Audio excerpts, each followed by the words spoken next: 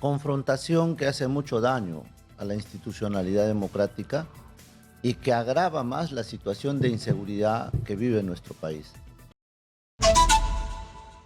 Josué, gracias por estar con nosotros. Buenos días, Nicolás. Buenos días a toda tu audiencia a nivel nacional.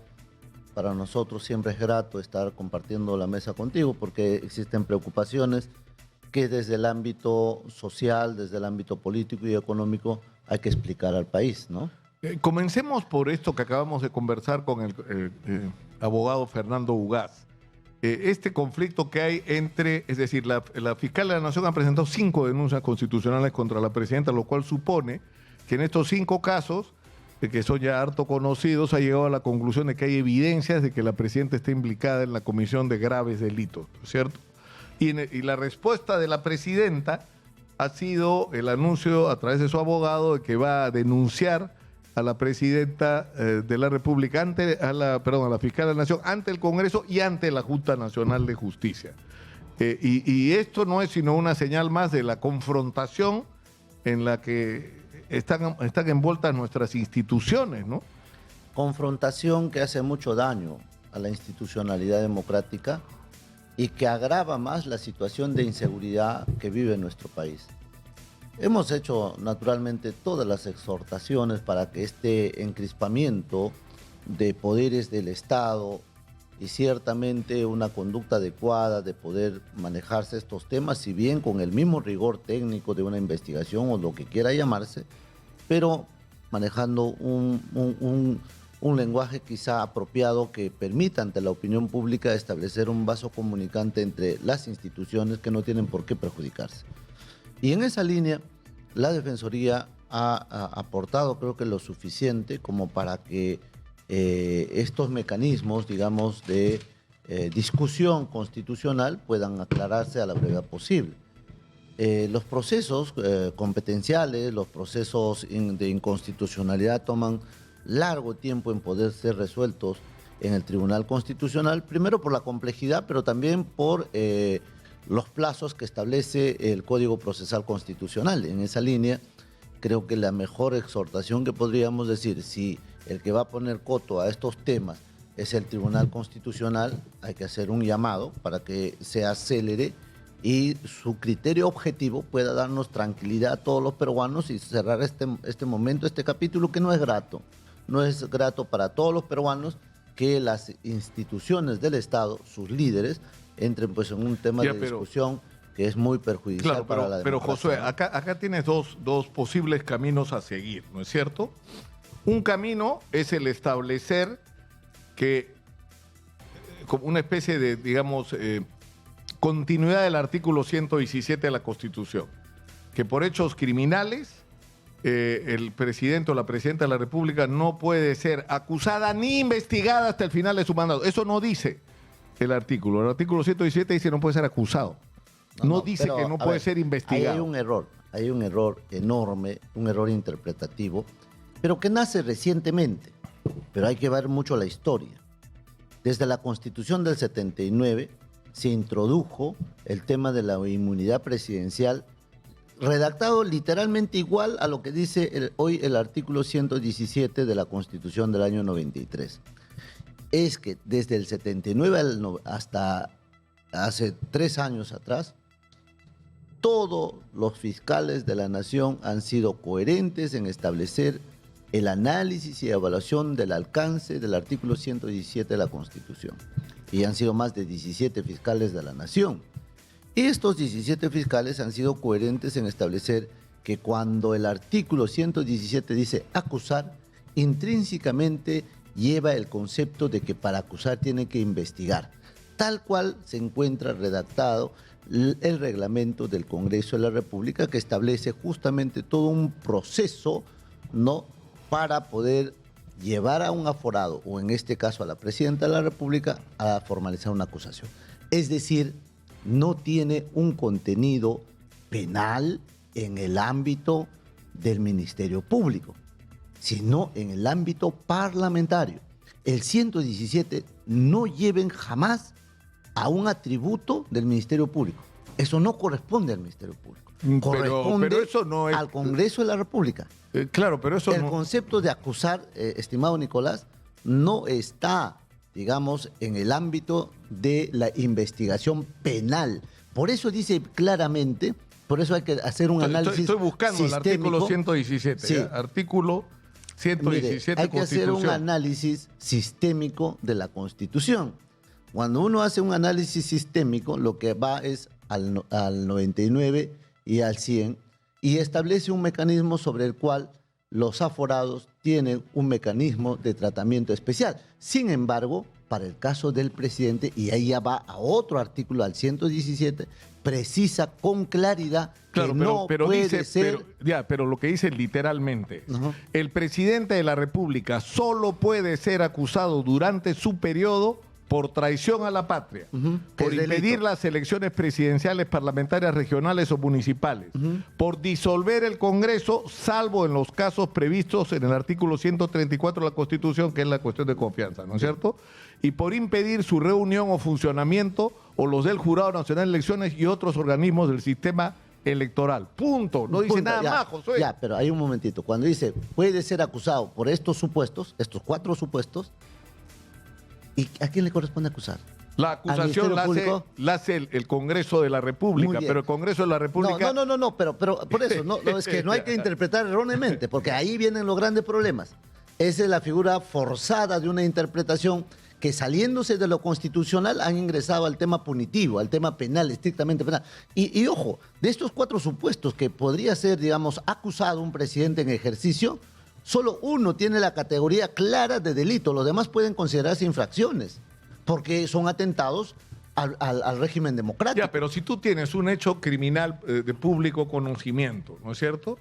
El caso de los Rolex o los muertos, pues, más grave aún del año diciembre del 22, enero del 23, se inicia una investigación. En esa investigación se concluye que la presidenta está involucrada. ¿Qué tiene que hacer la fiscalía? La conclusión de la experiencia de todos estos años con todos los sobresaltos ha sido que la fiscalía puede investigar, pero no puede acusar. Entonces, ¿qué está haciendo la fiscalía? Llevar el tema al Congreso de la República, que es quien tiene que decidir. Eso que estás diciendo es de ahora, a partir de la presencia de la fiscal de la Nación, Patricia Benavides. De allí para adelante hay este quiebre interpretativo de manera constitucional. Yo podría decir con categoría que ahí comienza el error del ¿Pero por Ministerio qué el Público. error? ¿Por qué? O sea, ¿pero porque, a ver, vamos comenzando. ¿Qué se privilegia en la Constitución del Perú, como es la Constitución americana o muchas constituciones en el mundo? Se privilegia que la gobernanza se debe garantizar por encima de todo. Y esa gobernanza tiene que tener mecanismos también de control. Por ejemplo, que sin ser delito, un acto que pueda usted considerarlo amoral o inmoral, ¿no es cierto?, podría constituir tu retiro del cargo. ¿A través de qué figura? Y entonces ya no estamos hablando ni siquiera de temas penales, sino estamos hablando del control político que tienen que ejercer el Parlamento para poder por ejemplo, vacar a una presidenta persona. o un presidente que sistemáticamente miente cada vez que se le enfrenta a un hecho conflictivo. Incapacidad moral. Esto ya. Pero igual no puedes evadir, Josué, la necesidad de modificar un artículo de la Constitución, porque es impresionante que se diga, como dice el artículo 117, que el presidente solo puede ser acusado y no dice homicidio. No dice grave delito de corrupción. No puede ser, Josué. No dice narcotráfico. Pero un momentito. Si un presidente, sea quien sea, en el ejercicio no tiene ningún problema con la cosa pública, pero sí tiene un problema con el tema personal. Por ejemplo, en un estado de ebriedad, viola a una señorita o a su secretaria o no sé a quién, pero la viola. ¿Tiene contenido penal? Sí. De acuerdo al 117 no podría ser acusado. Sí, no podría. Muy bien. Pero ¿usted cree que la sociedad, usted cree que el Parlamento, usted cree que todo esto va a soportar tamaña inmoralidad? No, lo va a vacar. Y al día siguiente que está vacado, se inician todas las acciones de carácter penal. Pero eso te lleva nuevamente al otro artículo de la Constitución que habla sobre los motivos de la vacancia, donde se habla de la permanente incapacidad moral. Y hay una controversia porque se dice que cuando se hablaba que esto viene de las viejas constituciones ¿no es cierto? No hay controversia. Y que se refería a la incapacidad mental. O sea, también ahí tiene que ser muy preciso a qué se refiere la incapacidad moral. Eso tiene que ser precisado. Ya el Tribunal Constitucional ha emitido sentencias clarificadoras sobre este ámbito de interpretación sobre la incapacidad moral. Y es que la incapacidad moral, estimado Nicolás, es todo aquello que pueda perjudicar la personificación de la imagen del país. Es decir, como un presidente personifica a la nación, tú no puedes tener persona. O sea, tú has dicho algo cierto. La constante mentira, la constante actividad que pone, digamos, en descrédito la gobernanza, ¿es causal de vacancia? Claro que es causal de vacancia. Pero entonces, ¿qué debería ocurrir para cerrar este tema en las circunstancias actuales y como está la Constitución? Es decir, la fiscal de la Nación entrega al Congreso las conclusiones de su investigación donde considera que hay motivos para una acusación constitucional que no se puede procesar por el artículo 117, pero sin embargo, el material que entrega la Fiscalía de la Nación puede ser insumo para que el Congreso de la República evalúe y califique que si esos elementos que le da la Fiscalía podrían justificar una vacancia por incapacidad moral. ¿No sería eso lo correcto? Claro, cualquier documento generado por el Ministerio Público, generado por un parlamentario o en cualquier otra sede, o Contraloría o cualquier otra sede, puede motivar indudablemente la calificación de incapacidad moral. Y a través de eso, habilitarse, digamos, una vacancia para que pueda retirarse del cargo. Eso sí es una conducta que sí está prevista. Eso es la conclusión del defensor es esa, es decir, la conclusión que es el Congreso el que tiene, recibida la información del Ministerio Público, tomar la decisión de si esa información es argumento suficiente y necesario para declarar la incapacidad moral. Si por una infracción constitucional que no siendo delito, mire usted, por una infracción constitucional que no siendo delito se puede retirar a un presidente, cuanto más cuando hay la comisión de un delito acreditado y que a todas luces demuestra, digamos, una inconducta para conducir los destinos del país, es causal de vacancia. Ahora, habíamos programado en realidad esta entrevista, José, para hablar sobre el tema de la ley 32.330 que penaliza a los adolescentes a partir de los 16 años como si fueran adultos. El tema en política es que a veces te seduce el populismo y eso es creo que lo que ha ocurrido en el Parlamento. Se ha seducido por el populismo porque indudablemente en la calle las personas, los ciudadanos viven prácticamente con un problema de salud mental producto de la inseguridad ciudadana y entonces todos quieren ver cómo hacemos para cambiar esta situación porque nos ha puesto en jaque a todo el Perú, impide un crecimiento adecuado, impide que las personas se realicen como tal. Ya la gente no puede andar en las calles tranquilo. ¿Por qué? Porque está pendiente de que le pueden robar algo, está pendiente de que le puede caer una bala perdida, en fin, está pendiente de todo. Entonces esta psicosis genera indudablemente un eco en el Parlamento y el Parlamento deja seducirse y se va para un tema, digamos, de una legislación que desde lo jurídico es inconstitucional, pero hay un tema de fondo ahí, que el Estado incumplió su deber. El Estado ha fallado al país, le ha fallado a los niños, le ha fallado a los adolescentes del Perú. ¿Por qué? Porque cuando uno hace una evaluación de la neurociencia y la psicología evolutiva de todas las personas, va a entender la justificación por qué los niños menores de 18 años, dentro de ellos los adolescentes, no tienen la capacidad para tomar decisiones de acuerdo a lo que establece la ciencia, no lo digo yo. De tal manera que legislar contra esto que está reafirmativamente, positivamente incorporado en nuestra legislación nacional, como es la Convención de los Derechos del Niño, como es la Convención Americana de Derechos Humanos, nosotros creemos firmemente que nuestro Tribunal Constitucional, fiel, digamos, al compromiso asumido en la defensa de los derechos fundamentales de las personas, debe resolver a la brevedad la medida cautelar excepcional que hemos presentado. Esto lo va a ver el Tribunal Constitucional. Sí, pero mire, Nicolás, y ahí hay un tema jurídico que primero quisiera explicar. El Código Procesal Constitucional, que ha sido derogado con esta última, precisaba en su artículo 105 que era improcedente incoarse o promoverse o impulsarse una medida cautelar en acciones de inconstitucionalidad. El nuevo Código Procesal Constitucional sabiamente ya no lo pone como una improcedencia y deja que el Supremo Intérprete pueda valorar, ponderar la gravedad de los hechos y frente a eso ha decidido no incorporarlo como causal de improcedencia. Entonces lo que hemos revisado es cómo ha ido a partir de esa fecha resolviendo el Tribunal Constitucional. Y lo que ha hecho el Tribunal Constitucional es que como las leyes son generales y son abstractas, no podría haber una cautelar.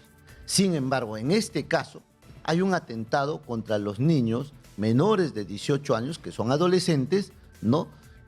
Y que ellos sí tienen una protección constitucional, una protección de tratado internacional convencional, y por lo tanto el país no puede renunciar a ello. Entonces, en esta incompatibilidad de leyes, la que prima es la que tiene la condición convencional al tratarse de un convenio donde el Estado peruano es parte. Además, acá yo creo que hay un asunto de fondo. En primer lugar, nosotros revisamos las cifras de los delitos en general en función de los autores. Y la conclusión fue sorprendente, que en realidad los actos de sicariato, los homicidios, el porcentaje que son cometidos por menores de edad es mínimo. Sí, no pero es la cifra que uno podría tener como conclusión en función de la información que dan los grandes medios, porque si tú te guías por los grandes medios, resulta que todos los crímenes son cometidos por adolescentes, jóvenes, sicarios. No es verdad. O sea, la cantidad de delitos cometidos de ese tipo, ¿no es cierto? O sea, Sí. los jóvenes están metidos en montones de delitos, microcomercialización de droga, violencia, están metidos en las barras, están metidos en los robos de celulares que no terminan necesariamente en homicidios, sino en estos robos de carteras. Es decir, y lo ves por el registro de los que están presos en Baranguita, ¿no es cierto? Ahí está claro, ahí están los números. hay un factor criminológico muy importante. Gran parte de los internos de los penales han tenido a sus padres también como internos. Y gran parte de los niños que están en los centros juveniles tienen a sus padres en los penales. Y por ejemplo, ahorita hay un caso que es del día de ayer. Ayer el juez en Trujillo ha ordenado el internamiento en un penal de adultos de un menor de 16 años. ¿Ok? Primero que el INPE no sabe dónde lo va a poner. Y lo primero que ha hecho es ponerlo en los centros de meditación, que son esos lugares donde van por castigo. Las celdas de castigo. Celdas de castigo. Ahí lo ha puesto porque no sabe a dónde lo va a colocar, porque eso todavía dentro de los protocolos del INPE no ha sido definido. Ese es un número uno. Y segundo, es que cuando estos casos se dan, uno rápido revisa cuál es el antecedente de este menor. Y vas a los factores de orden criminológico. Sus padres están en la cárcel. O sea, este niño pasó de víctima a victimario. Se le acusa de extorsión porque dejaba panfletos debajo de las puertas, se le acusa de algunas cosas. Y yo digo, y la gente dirá, ese es un monstruo. Ya vivía a expensas del crimen. Y yo le preguntaría a esa persona, sí, tienes razón, pero ¿qué otra opción tenía? ¿Y por qué el Estado, tal cual dice la Constitución en el artículo 4, y la comunidad no protegió a ese niño cuando tenía 5, 6, 7, 8, 10 años? Además, hay otro factor, es decir, tenemos que ocuparnos de la crisis que hay en la juventud, de la falta de oportunidades, el problema que hay de la deserción escolar, la falta de acceso al empleo. Pero además hay un tema moral muy grave. A mí, te juro que me ha sumado en el oído por años cuando Fabricio Escajadillo hizo un reportaje sobre niños involucrados en las organizaciones criminales en el norte. Un chico, un mocoso que tendría que 16 años, no tenía más, le dice en un momento, si los presidentes en el Perú roban, ¿por qué ellos no? ¿Por qué ellos Claro, no? O sea, claro. en un país donde se han perdido... no solo tenemos una crisis de delincuencia, de económica, sino una crisis moral, Josué. Pero ¿Cuáles son nuestras referentes morales? Los políticos, y los políticos están haciendo cola para ir presos. Ese es un buen ¿qué ejemplo discurso? es ese para los chicos? No, ¿Cómo por le dice, eso- cumple la ley y el presidente es un choro? Ya, ¿no? pero ese es un buen discurso, pero que genera además algo que es perverso en democracia. En democracia siempre estamos nosotros expensos a dos cosas. al autoritarismo, por un lado, que es la autocracia, porque ya quieren perpetuarse en el poder y algunos quieren hacer una serie de triquiñuelas para sostenerse, y otro es la anarquía. Y esto que estamos hablando es justamente eso, la anarquía. Claro, la pero anarquía que están llevando ante la Defensoría ante el Tribunal Constitucional, para suspender la aplicación de la ley que penaliza a los menores infractores a partir de los 16 años como si fueran adultos. Ahora, hay un tema candente en este momento que está provocando protestas por parte de los motociclistas, Josué, porque ellos dicen que por perseguir a los delincuentes que usan motos están perjudicando a los ciudadanos con restricciones, ¿no es cierto? Y ahora con el uso de chalecos con placa, que encima implican costos. No para el delincuente, ¿no es cierto? Que seguramente se va a robar el chaleco que vaya a usar si va a usar una moto robada, ¿no? Pero, ¿qué opina? ¿Ustedes han discutido este tema en la Defensoría? ¿Tienen una postura? Nosotros tenemos una muy buena relación con las asociaciones, con grupos organizados que tienen la actividad laboral con las motocicletas, y muchos que no teniendo actividad laboral les permite justamente trasladarse con esos vehículos a su centro de labores, ¿no? Entonces, el tema es un tema más complejo y yo un poco estoy desalentado. Porque, por ejemplo, se dictó una medida para que no vayan en el vehículo 2 personas, por lo menos mientras dura el estado de emergencia, para ir midiendo el impacto de la norma, porque toda norma se mide, sobre todo en estos momentos de emergencia. Pero ¿qué vas a medir si la capacidad de fiscalización, perdóname Nicolás, es casi nula? Y tú vas por la calle y sigues viendo lo mismo. 2 en moto, 2 en moto, 2 en moto, 2 en moto, pasando por los semáforos donde están la policía. O sea, tierra de nadie. O sea, ya hemos perdido el principio de autoridad. Por eso que quizás vivo un poco desalentado, en el sentido de... No sé, el defensor del pueblo está... Yo me puedo desalentar, pues, José, pero tú no. Pero es que uno, mire usted, cuando uno promueve una norma, uno quiere medir, o sea, es como si fuera tu hijo, ¿ok? Y tú tienes que medir el impacto de la norma en 30 días. ¿Por qué vas a medir el impacto de la norma en 30 días si el sistema de control, de fiscalización que corresponde a la policía no ha funcionado? Y ahora van a sacar los chalecos, que esto, que lo otro. No, porque mira, yo he escuchado, porque le hemos dado voz acá, como hacemos siempre, a la gente, que es cierto, porque esto está afectando directamente a los usuarios de moto, y ellos mismos dicen, fiscalícennos, paren a la gente, párenla, ¿no es cierto? O sea, que hay operativos todo el día por todos lados, parando y parando, ¿para qué? ¿Tú crees que el choro va a parar? Claro. El choro probablemente se robó la moto, o no tiene documentos, o está requisitoriado, va a volar el choro, te va a responder a balazos si intentas detenerlo, pero las personas de bien sí se van a detener. Sí, y eso ocurre, porque las personas de bien, lo que usted dice, tienen una conducta, como dice, una conducta limpia, de tal manera que cuando hay un operativo o lo que sea, se paran, se registran y pasan, ¿no? Pero el que está, digamos, en la comisión del delito, ya pues, como usted dice, o no aparece o se fuga, ¿no? Simple. Pero tiene que haber ese nivel de intervención. ¿Pero qué es lo que ocurre? Que ya está la norma vigente, pasan los vehículos, todos con 2 pasajeros, y tú dices, o lo han suspendido el estado de emergencia. Y revisa y no puede creer. Por encima de la policía, por el costado de la policía, motos de a 2, motos de a 2. ¿Y cómo vas a medir entonces el impacto de eso que tanto has promovido? Es bien difícil.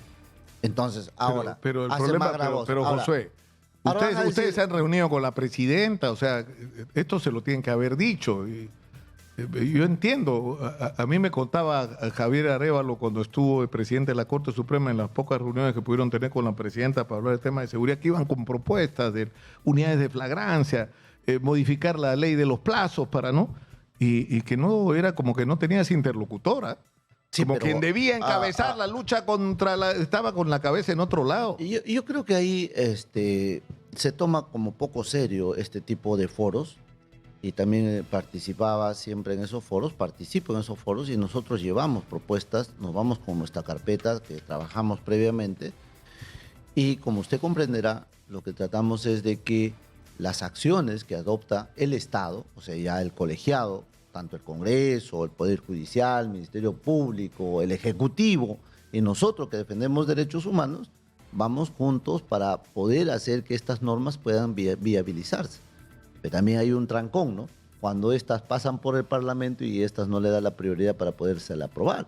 Muy a pesar que uno de los miembros, por ejemplo, de esos consejos es el mismo presidente del Poder Legislativo, ¿no? Entonces, ahí es como que grandes desencuentros, grandes ilusiones, grandes desilusiones, pero ahí estamos. Una última pregunta, defensor. El tema de las investigaciones por lavado de activos.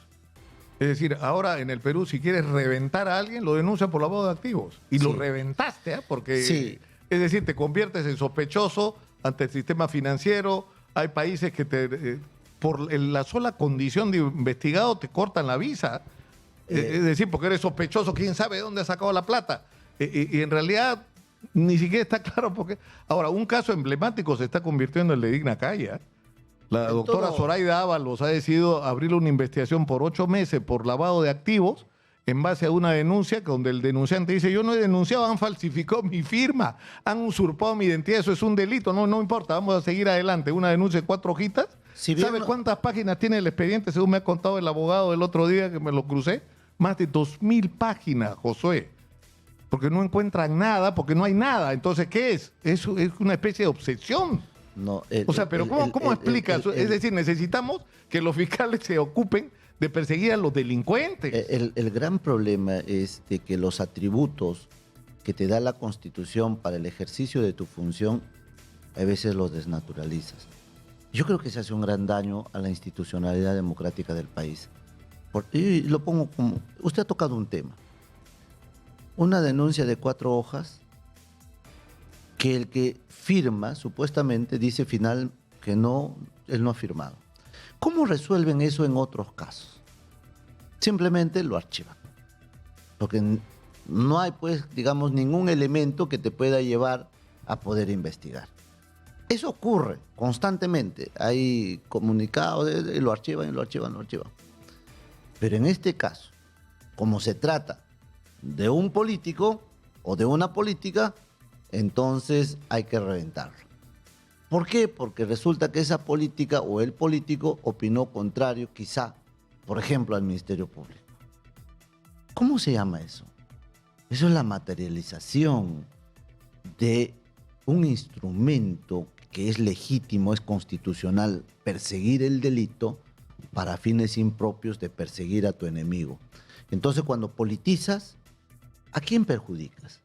A la persona, sí, de manera directa, pero también al país, porque estás dando un mal ejemplo del ejercicio de la función pública. Es abuso de autoridad, indudablemente. Entonces, eso no se puede permitir, pues, Nicolás. Eso no se puede permitir ni acá ni donde, ¿no? Yo sé que la Defensoría hace tiempo está investigando. Bien difícil. Haciendo un informe sobre el lavado de activos. Bien difícil, ¿no? Pero felizmente ya hemos llegado casi a la parte final. ¿No? Porque ya tienen rato. Eso sí. Empezó incluso en la gestión anterior, entiendo, ¿no? No en la gestión. Cuando llegamos, nosotros empezamos a trabajar dos casos que habían muchísimas denuncias. Uno era lavado de activo. Y bueno, le puedo decir que malos fiscales están involucrados acá, que se han hecho millonarios a costa de esto. Claro, te denuncio por lavado de activos y también para librarte tienes que pasar por caja. Y también malos policías. ¿Eso está acreditado en el informe que están haciendo ustedes? Tratamos de acreditarlo todo. Hay denuncias ¿Y eso cuándo va a terminar? Hay operativos que se han programado, que se han frustrado. Ha participado también la Fiscalía Anticorrupción, pero finalmente este alcance a la anticorrupción también lo alcanza. ¿Me entiendes? O sea, este es un caso complejo. Bien. Entonces, lo que hicimos es rápido, creo salió rápido el primer informe sobre extinción de dominio. Eso salió rápido y nos dimos cuenta, pues, que estaba por vencerse los 6 años de la caducidad para establecer, digamos, claro, demandas de inconstitucionalidad. Bueno, eso alcanzamos ahí. Pero el lavado de activos ya no, porque ya está firme. Sin embargo, pero todos los países del mundo... No me puede decir una cosa así, no. ¿Cuándo va a estar listo ese informe? No, sí está, sino que ya no alcanzamos para presentar, por ejemplo, una demanda de inconstitucionalidad, porque todos los países del mundo tienen incorporado en su legislación lavado de activos, pero son muy cuidadosos. son muy cuidadosos en tratar el lavado de activos porque primero identifican el delito fuente. Acá no, acá es al revés. Si hay un anónimo que presentan a una fiscalía, entre comillas, lo agarran o a la policía lo agarra el documento y empieza a investigar a esa persona. Entonces, cuando le empieza a investigar por el delito genérico de lavado de activo, sin distinguir la fuente del delito primario, entonces lo que empiezan es a investigar, y de pronto se dan cuenta que el señor tiene 2, 3 casas, 5 carros. Pero el señor toda su vida ha trabajado desde los 15 años. Trabaja en el mercado de productores, trabaja en el mercado de fruta, trabaja. Escúchame, Y es un patrimonio legítimo, pero ¿sabe cuál es el error? Es informal. Ahora, que demuestre contablemente, financieramente, cómo lo compró. No puede. Y entonces tiene que estar pagando los cupos. Los cupos. ¿Cuándo sale eso? Lo que estoy diciendo es gravísimo. Es grave, es grave, serio, no es grave, es pero gravísimo. me están escuchando en el país todas estas víctimas, que felizmente nosotros sí los conocemos, sí lo acreditamos y están ahí. Entonces, frente a eso, es verdad que son como 50.000 denuncias por lavado de activos, de las cuales la inmensa mayoría no termina. Hay denuncias, Nicolás, de 12, 13, 14, 15 años. Que estás colgado por la investigación. Sí, ya no tienes crédito, te bloquean las cuentas, ya no puedes operar, no puedes viajar al extranjero porque estás fichado como lavado de activo.